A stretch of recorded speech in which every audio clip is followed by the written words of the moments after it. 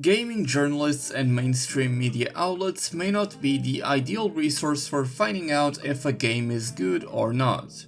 Personally, I prefer to get out there and go into the trenches, boots on the ground, the place where you can find absolute gems and raw gold, as well as some of the worst piles of trash.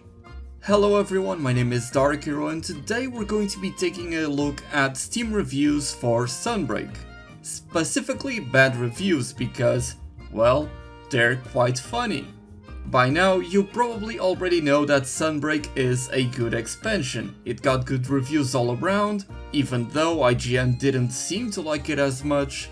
And showcasing the positive Steam reviews would be redundant because I'm sure you've heard many YouTubers sharing the same opinion about the game.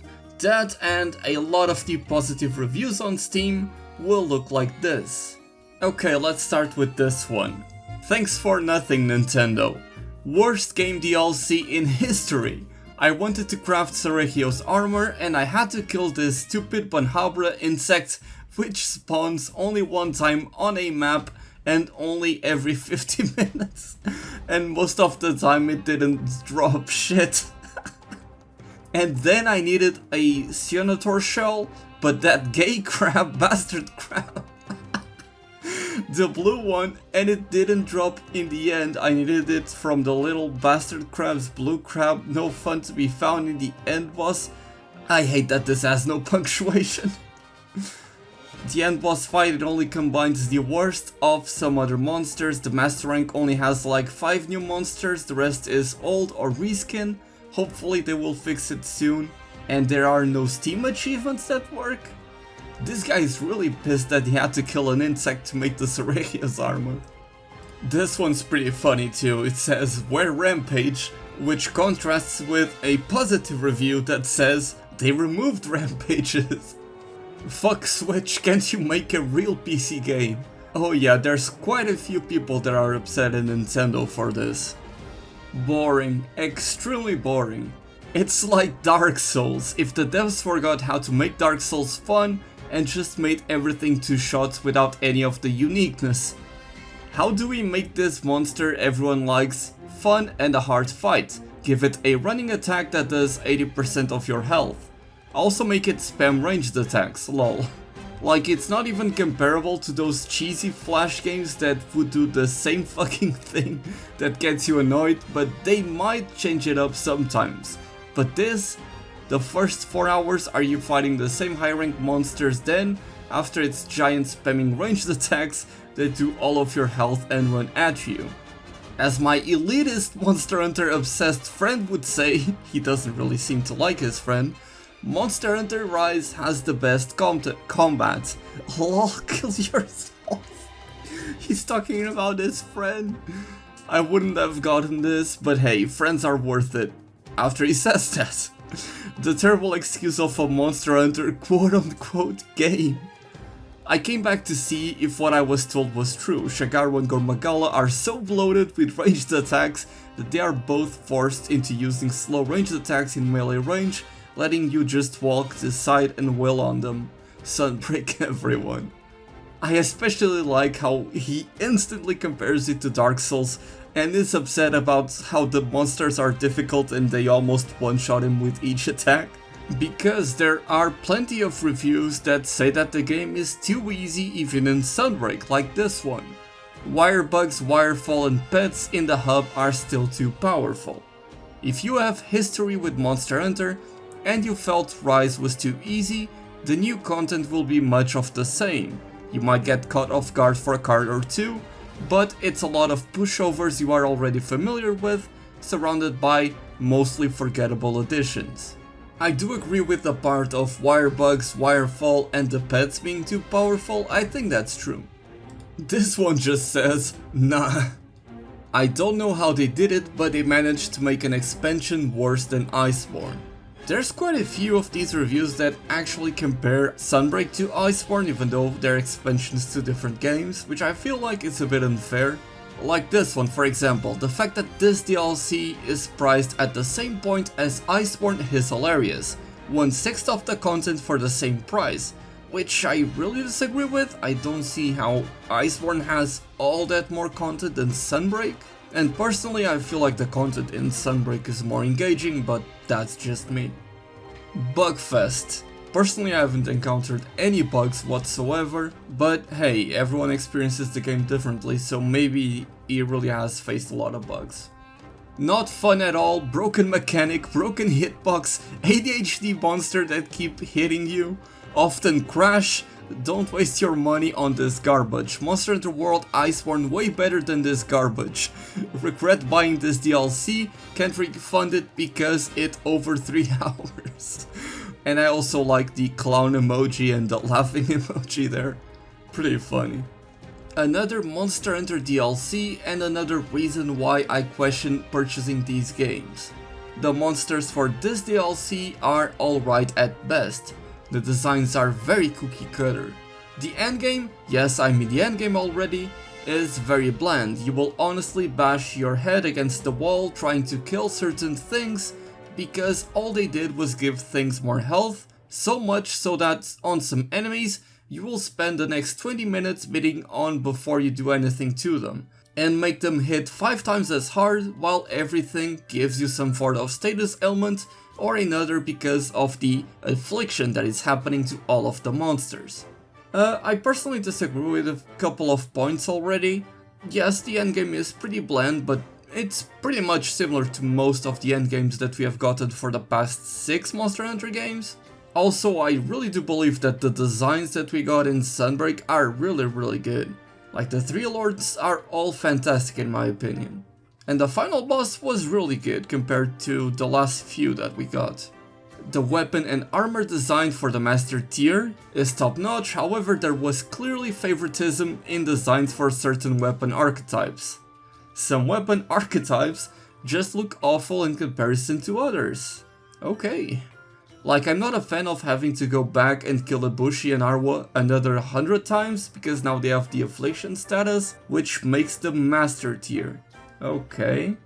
The story is incredibly weak and the voice acting is subpar for the English version. I found myself having to restrain my hand from skipping the cutscenes because I just couldn't stand the terrible lip sync and the absolutely atrocious voice acting. I've heard better voice acting come out of people's high school projects. Okay. Yeah, I'm not gonna bother reading the rest of this one. I mean, if you compare the voice acting of Sunbreak to a high school project, I really don't know what to tell you. They have some A-grade talent here working that probably cost them a lot of money. I just really disagree with this state here. It's an absolute slog. How did they manage to make the most mediocre of all Monster Hunters worse despite getting rid of those hated Rampage quests? This has a lot of the old veteran vibes to it. Personally, I feel like Rise did have a lot of problems when it released, but I feel like most of them have been fixed in Sunbreak, and to say that combat in Sunbreak is a slog, I really don't know how you can say that when the game feels so fast, and what a lot of community members are actually saying is that the game might actually be too fast compared to the other Monster Hunter titles. Speaking of veteran hunters, sad to say I didn't like this expansion, very disappointed from the new master rank. I am a veteran Monster Hunter player, I played the series since Monster Hunter 1 back in the day, blah blah blah.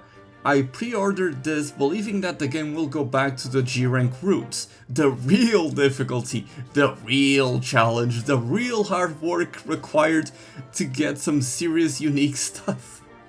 But no, as usual they made the most lazy, super friendly G rank to all new players.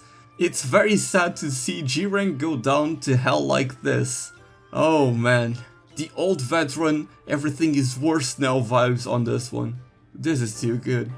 Very few new monsters, only 2 areas that are new. Hell, it's still named Monster Hunter Generations Ultimate, the best Monster Hunter released to date, and I miss those old tower challenges and all those unique siege missions with them super big monsters. They need to rethink about what they are doing to the series. World was a good try compared to Rise sadly. And now Rise even fell down more with the unbelievably bad G rank they just made. We used to be scared as hell from Furious Rajan.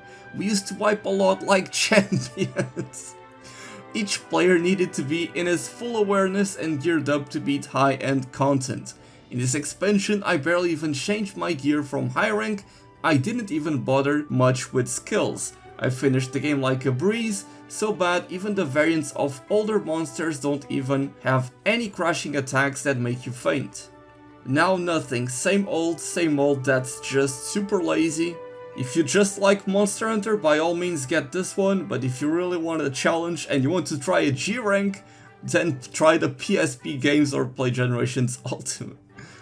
So about that difficulty, yeah, the game is easier, but that's because of all of the tools that are available to you. I would argue that if you were to put all of these monsters in games like Generations Ultimate or prior, they would be a lot harder to defeat in those games, because you don't have access to wire bugs, the wirefall mechanic, wire dash, all of that stuff. But because you have all of these tools, and now a lot of weapons have armored attacks or counters, stuff like that, of course the game ends up being easier, but it's also a lot more fast paced, and I would argue that a lot of the difficulty from the older titles comes from the clunkiness and not really just all that difficulty. And in the specific case of Generations Ultimate, yeah, that game can afford to have like 90 different monsters because all they had to do was import and export the monsters from the older titles. They didn't do any work on them. But here everything has been revamped and it's brand new, so it's a lot harder to bring more monsters, and you know, I think it's a really disingenuous argument that this person is bringing up here in the review. But at the same time, I feel like I shouldn't invalidate what he is saying, because there are quite a few people that feel like this as well. Honestly, lack of new monsters, it's kinda lame. I wish there was more to do. I wouldn't recommend this if you have played Rise and World, possibly most disappointing DLC ever made in Monster Hunter. Personally, I disagree with this take, but it is understandable that this person is disappointed because the game does have not a lot of new monsters, and the overall monster count for Sunbreak isn't all that big either.